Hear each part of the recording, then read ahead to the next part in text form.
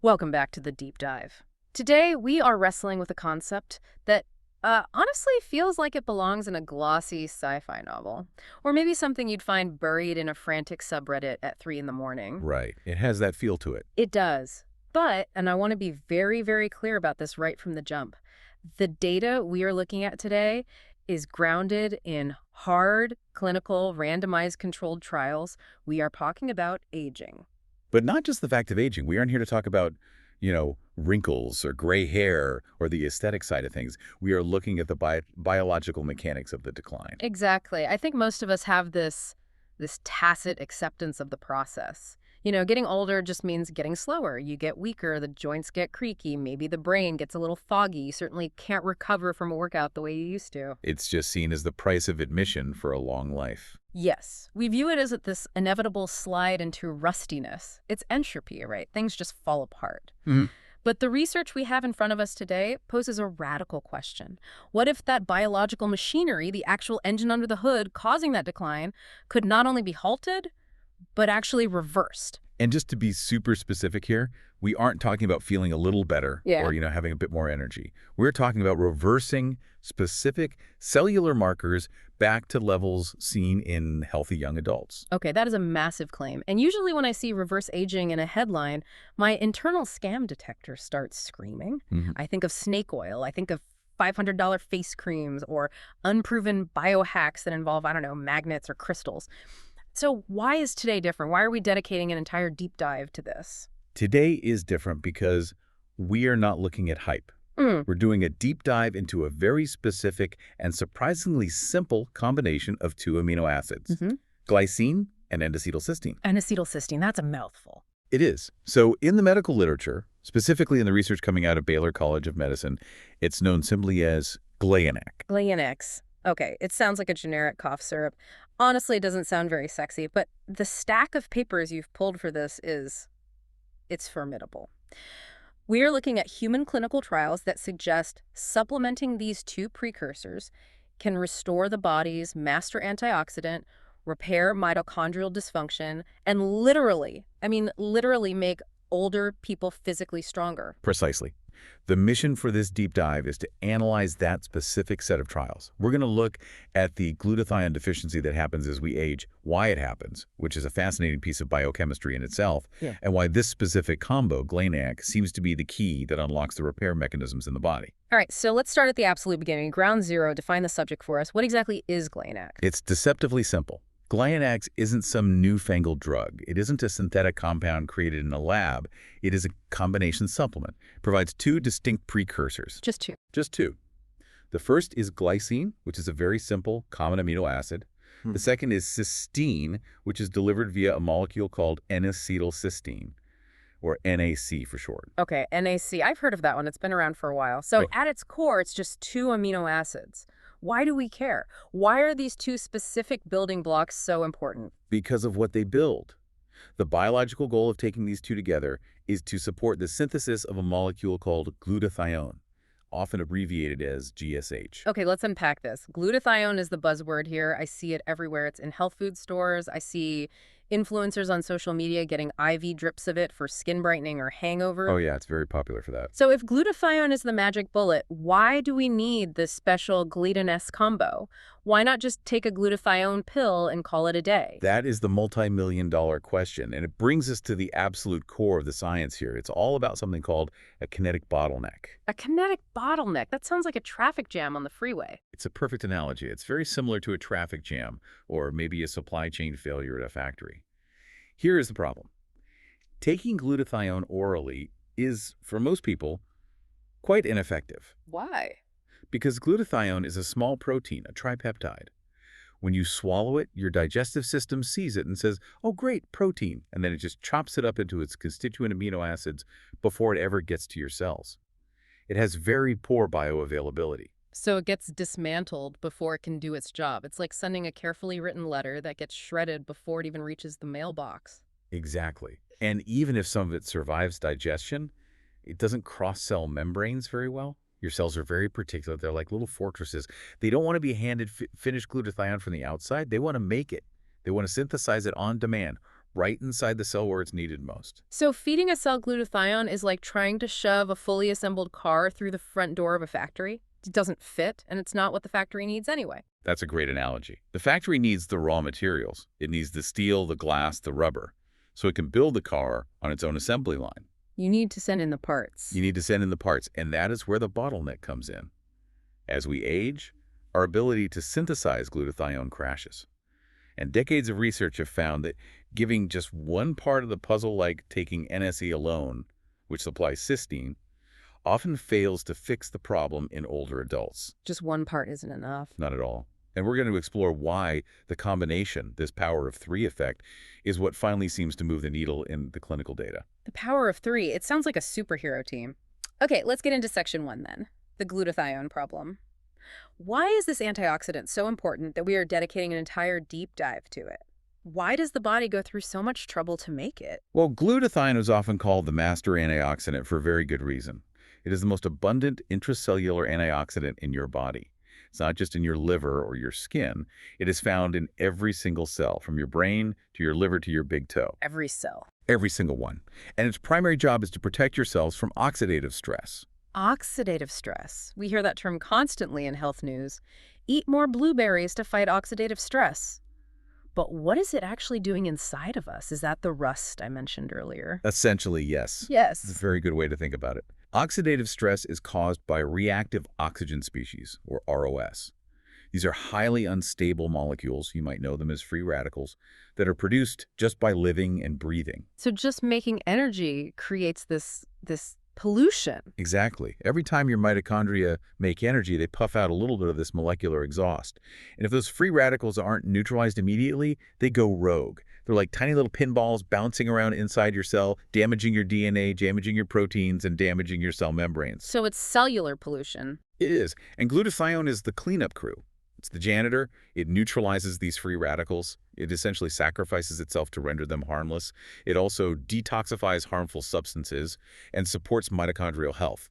It's the janitor, the security guard, and the maintenance crew all rolled into one. And I'm guessing, based on the tone of this research, that the maintenance crew goes on strike as we get older. They definitely stop showing up for work. The data point that really stands out in the sources is when you look at older adults, specifically between 60 and 80 years old. In this demographic, intracellular glutathione levels are typically 60 to 70% lower than in younger adults. Wow. Okay, that is not a small dip. That isn't a marginal decline. That's a cliff, a crash. Imagine if your bank account dropped by 70%. You would absolutely notice. It is a crash. And the consequence is exactly what you'd expect. When glutathione is down 70%, oxidative stress goes through the roof.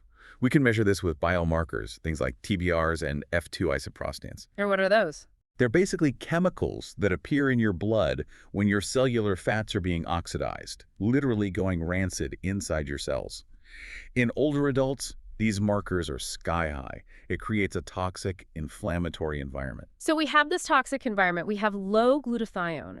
And you mentioned the kinetic bottleneck. If we can't just take a glutathione pill and we need to help the cell make it, why is it so hard? Why does the body just stop making it? Is it just getting lazy? It's not laziness. It's a full-blown synthesis defect. To make glutathione, your body needs 3 ingredients: glutamate, cysteine, and glycine. Okay, 3 ingredients: glutamate, cysteine, glycine. Right. Now, most people, even older adults, have plenty of glutamate. That's rarely the issue.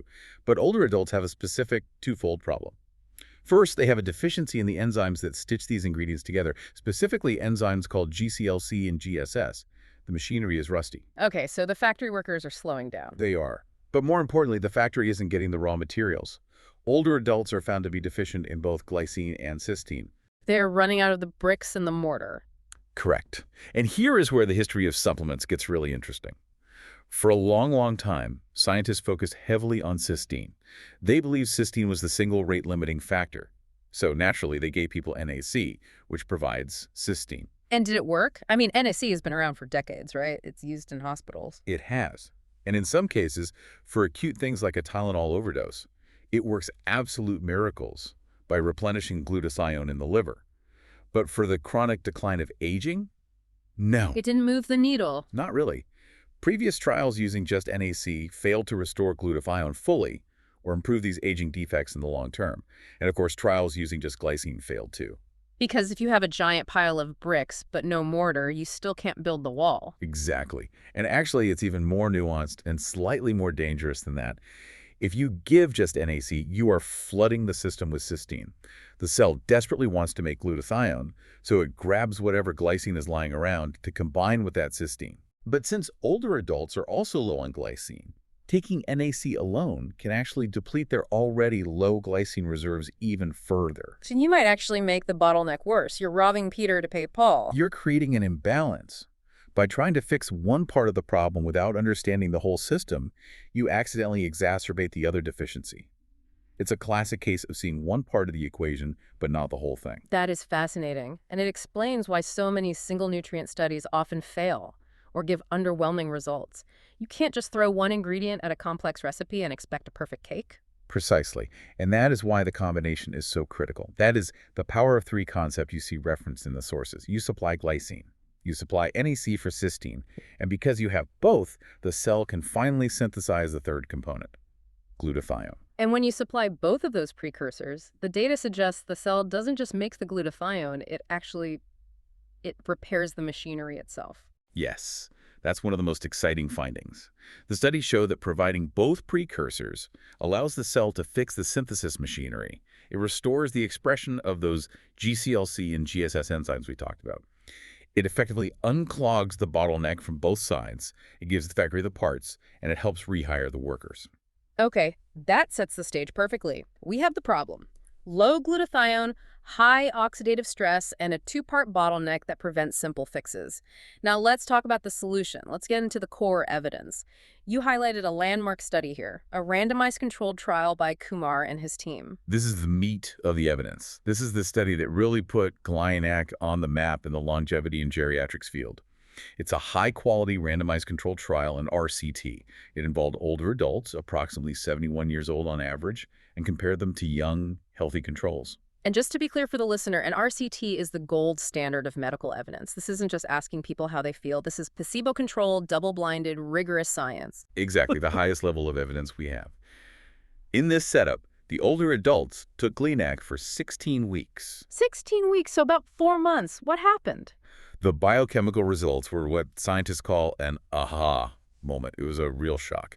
At the start of the study, the older adults had that severe glutathione deficiency we talked about 60 to 70% lower than the young group. After 16 weeks of GlyNAC, their red blood cell and muscle glutathione levels increased by over 200%. 200%. That is a massive, massive jump. It is, but here's the real kicker. Their levels didn't just go up. They reached values that were indistinguishable from the young adults in the control group. So let me get this straight. From a chemical perspective regarding this one specific master antioxidant, their blood and their muscles looked young again. That's what the data says. And the oxidative stress markers, those nasty TBRs and F2 isoprostanes that show cellular rust, they dropped by 72%. They also returned to youthful levels. Okay, here's where it gets really interesting for me. Because biochemical markers are great. It's nice to know your cells are happy and your blood chart looks pretty. But does it actually change how you feel? Did their bodies change in a way they could notice? Because if my cells are happy but I still can't climb the stairs, I don't really care. They did. And this is where this study really shines and goes beyond just biochemistry. It wasn't just blood work. They measured physical function, real-world performance. What specifically? What did they measure? They looked at gait speed. Now, walking speed might sound trivial to us. Who cares how fast you walk to the mailbox? But in geriatrics, gait speed is a critical predictor of mortality and morbidity. Really? Just how fast you walk? Absolutely. Mm. How fast an older person walks correlates very strongly with how long they will live and their risk of hospitalization. It's a proxy for overall vitality. In this trial, the older adult's gait speed improved significantly to the point where it matched the speed of the young adults. That's huge. So they were literally walking with the younger step. What about strength? Grip strength improved in both hands. And another vital metric, chair rise time. This is a classic geriatric test. It's how long it takes to stand up from a seated position in a chair multiple times. It improved by 27%. 27% faster. Yes, they were getting up faster and more powerfully. And that has huge implications for reducing fall risk, which is a major killer in that age bracket. If you can get out of a chair easily, you're more stable, you're less likely to lose your balance and suffer a fracture. And just to play devil's advocate here, did the placebo group see any of this? Maybe they just got used to the test or felt better because they were in a fancy study? An excellent question. Yeah. And the answer is no. Zero changes in the placebo group. The placebo group continued their slow, expected decline. And what about the young people?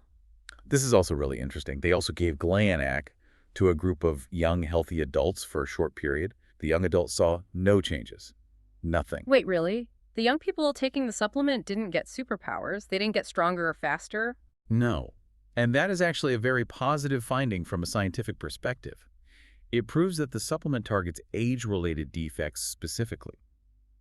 If your machinery is already working perfectly, like in a healthy young person, GlyNAC doesn't force it into overdrive. It only seems to fix what's broken. That is a really, really important distinction. So it's a repair kit, not a super fuel. If your tank is already full, you can't add more gas. Exactly. It's not a performance enhancer for the healthy, it's a restorer for the deficient. Okay.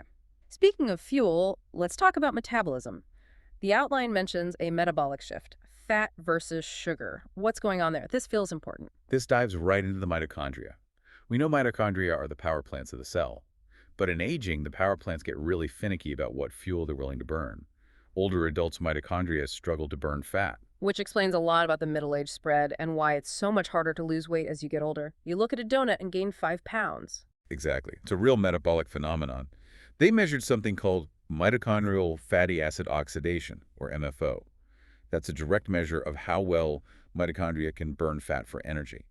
In the older adults at baseline, it was 42% lower than in the young controls. So less than half as efficient at burning fat. Yes, they just couldn't burn fat efficiently. Instead, their cells were inefficiently trying to burn glucose, leading to more oxidative stress and less energy. So the engine is flooded, it's sputtering, it wants this high-octane fat for fuel, but it can't process it, so it's just trying to run on sugar. Right. But after 16 weeks of GlyNAC, the mitochondria effectively woke up. MFO increased by a staggering 78%. The cells shifted back to efficient, clean-burning fat metabolism. And did this translate to visible results? Did they actually look different? It did. The participants lost inches off their waist. They had reduced central adiposity, which is the dangerous belly fat linked to metabolic disease. They also saw lower systolic and diastolic blood pressure. And remember, this is a clinical trial.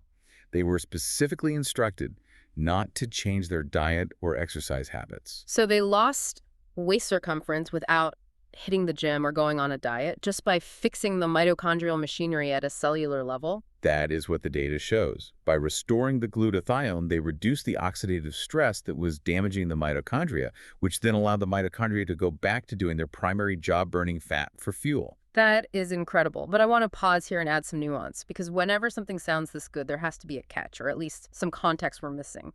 You included another study by Lizzo and colleagues in the sources. This one paints a slightly different picture, right? It does. And it's extremely important for managing expectations, so our listeners don't think this is some kind of magic pill that works for everyone all the time. The Kumar study we just discussed was on older adults with clear, significant deficiencies. The Lizzo study was a shorter 2-week trial on healthy older adults. Okay, so people who are aging well, the super-agers, perhaps. Right. These weren't people with major complaints. And the top-line finding was that in the group as a whole, GlyNAC didn't massively spike their glutathione levels. So does that mean it didn't work? Was the study a failure? No, not at all. It means it worked where it was needed. This reinforces what we saw with the young adults in the first study. When the researchers dug deeper into the Lizzo data, they found a subset of people who, despite being healthy, still had higher oxidative stress and lower baseline glutathione. In that specific subgroup, GlyNAC raised their levels significantly by about 10% in just 2 weeks. Ah, so it brings us back to that repair kit idea. If you don't have a problem, there's nothing to fix. Exactly. It introduces what we can call the rheostat concept. Think of a dimmer switch for a light or thermostat for your house. Your cells regulate glutathione levels very, very tightly. You actually don't want too much antioxidant activity. It can have too much of a good thing. You absolutely can. Too much can lead to something called reductive stress, which is also damaging to the cell. So if you just flooded the cell with a powerful antioxidant, you might cause this reductive stress. Right, you'd throw the system out of balance in the other direction. Precisely. But because GlyNAC provides the precursors, the raw materials, it allows the body to auto-regulate. It lets the cell's own thermostat decide when to turn on production. It makes glutathione only when the tank is low. That's the smart supplement angle you mentioned. It's on-demand production, not a brute force flood. Correct. So the big takeaway from that second study is that efficacy really depends on baseline deficiency. If you are already optimal, if you're a super healthy 30-year-old or even a very healthy 60-year-old with low oxidative stress, GlyNAC likely won't force your levels any higher.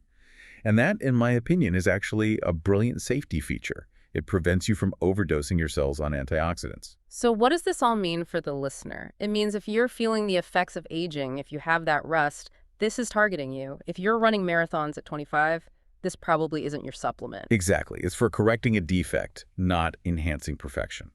Now, let's move on to section 4. We talked about the hallmarks of aging in the intro. These are the big, scary, fundamental categories of things that go wrong as we get older. How deep does this repair go? It's clearly not just about antioxidants, is it?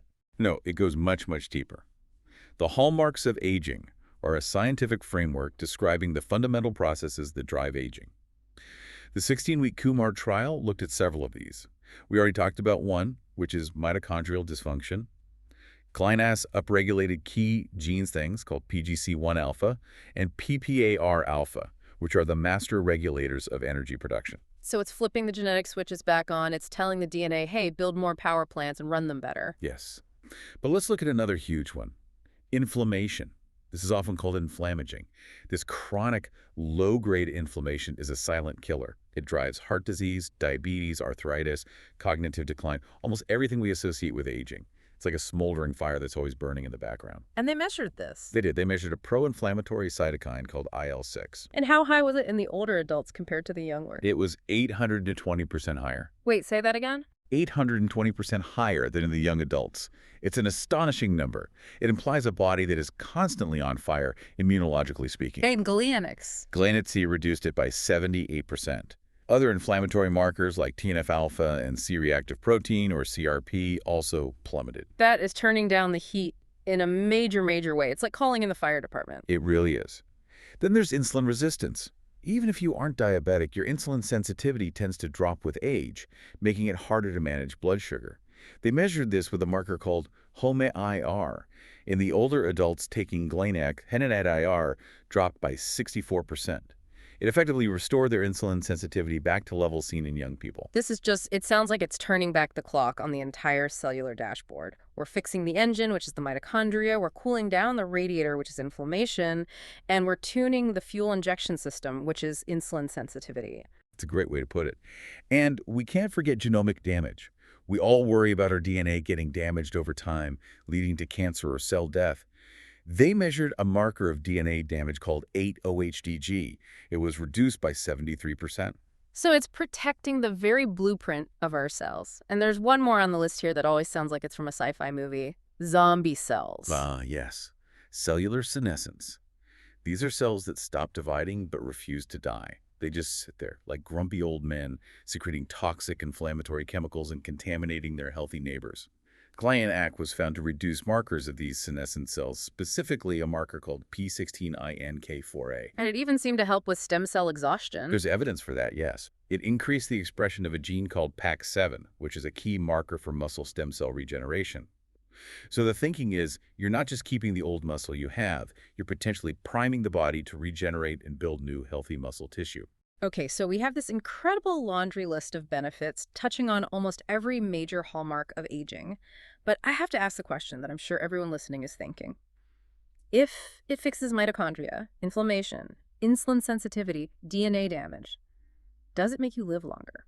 This is the ultimate question, and we have to be very, very careful here. I can hear you putting on your serious scientist hat. I am, because we do not have human longevity trials. I have to repeat that. We cannot say, legally or scientifically, that GlyNAC extends human life. We just don't have the data. Humans live a long time. Those trials would take decades and be incredibly expensive. But you knew there was a but. We have mouse data. We do.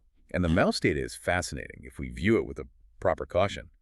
In a study using C57BL6J mice, these are a standard strain of lab mice, mice researchers started supplementing GlyNAC when the mice were already old, about 65 weeks of age. So this wasn't giving it to baby mice and seeing if they lived long. This was an intervention in geriatric mice. Correct. A treatment. not a lifelong preventative. And the mice that got the GlyNACs lived 24% longer than the mice that didn't. 24%. That. That is a quarter of a lifespan, if you even theoretically translated that to humans. Which we shouldn't do directly, I have to stress that. But yes, if you extended a human life by 24% from age 65, you're talking about adding very significant years. But the key here isn't just that they lived longer. It's why they lived longer. The mice showed the exact same corrections in their heart, liver, and kidneys restored glutathione and improved mitochondria that we saw in the human tissue. So the mechanism of action is consistent across species. The mechanism appears to be highly conserved. The critical caveat, again, is that mice are not tiny humans. But it's a powerful proof of concept. It proves that, at least in mammals, fixing these underlying defects of aging can correlate with an extended lifespan. Okay, point taken. No promises on living to 150. But what about the quality of that life? Specifically the brain. I think for a lot of people, the fear isn't just dying, it's losing their mind. Brain fog, memory loss. Is GlyNAC doing anything upstairs?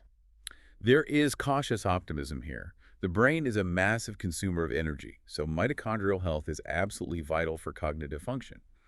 Also, the brain suffers from something the researchers call a glucose steal when glutathione is low. A glucose steal, what's that? The theory is that when glutathione is deficient, the body's overall energy metabolism becomes so inefficient that it struggles to supply the brain with the fuel it needs. Restoring glutathione might improve overall energy metabolism so profoundly that the brain gets its proper fuel supply back. Do we have any numbers on this in humans? We have some, but it's from an open-label pilot study. Now, that means there was no placebo group, so we have to be very aware that the placebo effect could be at play.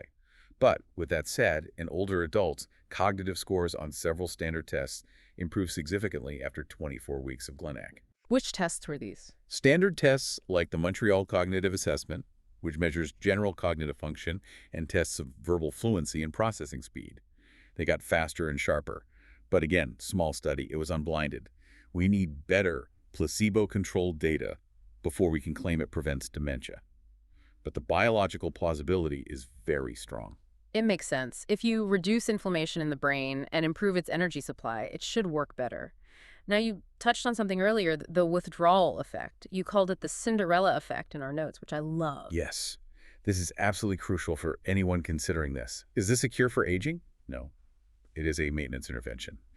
In the trials, when participants stopped taking GlyNAC, the researchers tracked them for another 12 weeks. And what happened when they stopped? Everything went right back to baseline. The glutathione levels dropped. The oxidative stress shot back up. The gait speed slowed down again. The cognitive scores dropped. So the carriage turned back into a pumpkin at midnight. Exactly. It's a perfect analogy. It shows that the underlying aging defects are still there, lurking in the background. GlyNAC suppresses them and keeps the repair machinery running. But if you stop providing the fuel, the precursors, the bottleneck returns, and the defects accumulate all over again. That is a really important practical takeaway. This isn't a do a cycle for a few months and you're fixed for life thing. This is a lifestyle change. It is. It's like eating a healthy diet or exercising. It only works as long as you're doing it. Which leads us perfectly to the final practical application section. If someone is listening to this and thinking, okay, I'm sold on the science, I want to try this, how do they do it? Are we talking about taking a tiny pill every day? Definitely not a tiny pill. This brings us to what we have to call the high-dose protocol. Okay, how high is high? The clinical RCTs, the ones that produce all these amazing results we've been talking about, used a weight-based dose.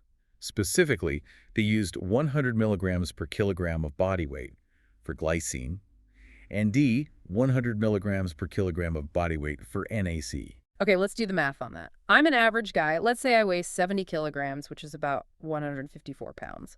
For a 70-kilogram person, that math works out to 7 grams of glycine plus 7 grams of NAC per day. 7 grams plus 7 grams, that's 14 grams of powder a day. It is. That is a substantial amount. It's roughly equivalent to a heaping scoop of protein powder, but it's pure amino acids. If you were trying to take that in standard 600 milligram capsules of NAC, you'd be swallowing handfuls and handfuls of pills. That is intense. And NAC doesn't taste like strawberries, does it? I've heard it has a distinct flavor. No, NAC contains sulfur, so it tastes and smells a bit like rotten eggs. It's not pleasant. The good news is that glycine is naturally very sweet, which helps masks the NAC flavor, but yes, 14 grams is a commitment. Is there a lower dose that works, maybe for people who are just starting to feel it? The dose-finding study we mentioned, the Lizzo study on healthier older adults, did test fixed doses. They found some benefit at total doses of 4.8 grams to 7.2 grams per day. That's roughly half the RCT dose. Hmm. In individuals with high oxidative stress, that lower dose did move the needle. But if you want to replicate the Kumar RCT results, the gait speed, the profound mitochondrial repair, the strength gains, the evidence points to the high weight-based dose. 14 grams. Okay. How do you take that? Do you just chug it all at breakfast and get it over with? The trials split it. They used divided doses, one in the morning and one in the evening. This helps keep the levels of the amino acids more stable in the blood throughout the day. And a very, very practical tip, take it with food. Why with food? Because NAC is acidic. It can be tough on an empty stomach for some people. Taking it with a meal prevents that GI upset, which is the most common side effect reported. Speaking of side effects, is it safe? 14 grams of anything sounds like a lot for the liver or kidneys to have to handle every day. Surprisingly, the safety profile in the human trials is excellent. There were no serious adverse events reported. No liver or kidney toxicity was observed at all. In fact, some liver health parameters actually improved because the liver is the main site of glutathione synthesis, and it loves having those precursors. But there are contraindications, right? There must be people who should not do this. Yes, absolutely. Yeah. And this is critical. The big one is anyone taking nitrates. If you are on medication for chest pain, for angina like nitroglycerin or isosorbide, you cannot take high-dose NSC. Why not? What's the interaction? It creates a severe risk of hypotension.